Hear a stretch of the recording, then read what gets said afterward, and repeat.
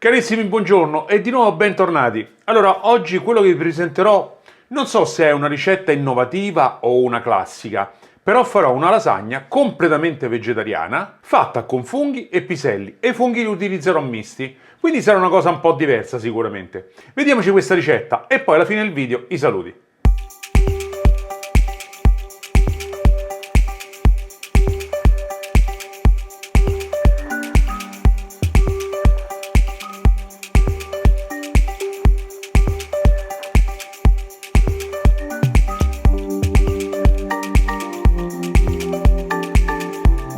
Mettete a bagno i funghi secchi in acqua tiepida. Allora, per pulire i funghi dobbiamo togliere intanto la parte con la terra e poi con un foglio di carta inumidito o una pezzetta umida gli togliamo il residuo.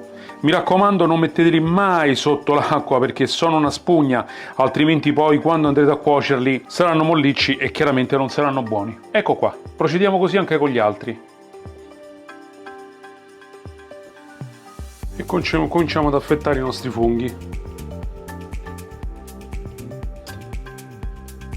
Per quello che riguarda invece i pioppini, basta togliere soltanto la parte terminale, che è quella con la terra.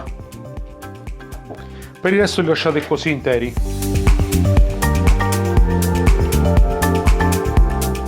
Scoliamo l'acqua dai funghi porcini secchi, strizziamoli per bene.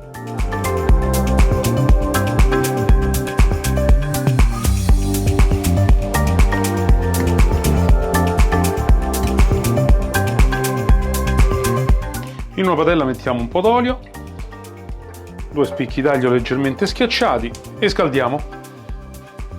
Aggiungiamo anche i nostri funghi porcini secchi reidratati e per cominciare aggiungiamo gli champignon, solo loro, per i primi 5-10 minuti.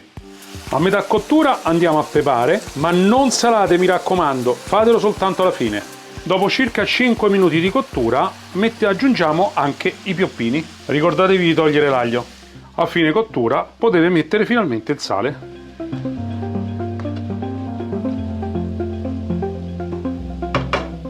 Bene, ora prepariamo la nostra besciamella. Faremo sciogliere dolcemente il burro. Se volete io vi lascio il link qui sotto in descrizione per andare a vedere più specificatamente la ricetta. C'è una ricetta solo e esclusivamente per la besciamella e un'altra della lasagna dove faccio un altro tipo di besciamella, che è quella che vediamo oggi, ovvero con il latte freddo. Una volta sciolto andiamo a versare la farina. Io la setaccio sempre, questo eviterà i grumi. E cominciamo a mescolare con una frusta. Una volta che si è ben amalgamata, mettiamo il nostro latte freddo tutto insieme. Questo perché? Perché abbasserà di colpo la temperatura della farina e del burro e questo eviterà di farsi i grumi. E adesso dobbiamo mescolare fino a quando non si addenserà. Come vedete si sta addensando. Allora, per capire se è pronta, prendete il cucchiaio e fate così. Se scrive, ovvero se lascia la traccia, vuol dire che è pronta. Spengete il fuoco, mettiamo il sale, la noce moscata, anche un pizzico di pepe. A me piace, però se volete potete lasciar perdere, se non lo volete mettere. Non è obbligatorio. Sentiamo se è giusta di sale. Va benissimo. Che adesso le andiamo a versare in una ciotola per farla raffreddare. E come per la crema pasticcera andiamo a mettere la nostra pellicola a contatto per evitare appunto che si formi la crosticina. Sbollentate i piselli surgelati in acqua leggermente salata, circa 5 minuti. Allora, togliamo la nostra pellicola e cominciamo a mettere dentro i funghi. Diamo una bella mescolata. E infine i piselli. Oh, e mentre io sto preparando la lasagna, sicuramente voi vi starete iscrivendo, sì. Mi raccomando, ricordatevi di cliccare quel pulsantino lì sotto. A voi non costa nulla, a me fa un mondo di differenza. Imburrate il fondo della tiella. Se non volete utilizzare il burro potete utilizzare benissimo anche la besciamella che avete fatto in precedenza. Ora prendete le sfoglie e mettetele sul fondo.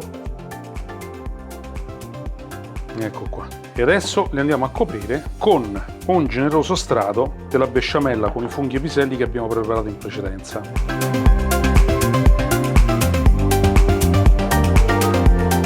Poi una spolverata di parmigiano e copriamo con le altre sfoglie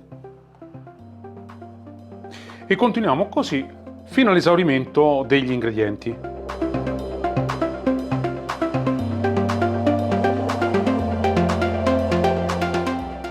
Allora, siamo arrivati all'ultimo strato. Adesso mettiamo un generoso, questa volta, strato di parmigiano.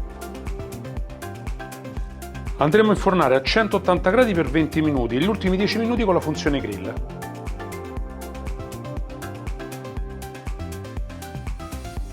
La realizzazione di questa ricetta, come avete visto, è molto semplice e come gusto e corposità è veramente delicata. È piaciuta tantissimo e sono convinto che piacerà anche a voi se la rifarete. Come avete visto, io poi ho utilizzato due tipi di funghi, che sono due funghi coltivati, li trovate benissimo al supermercato e a costi abbastanza contenuti.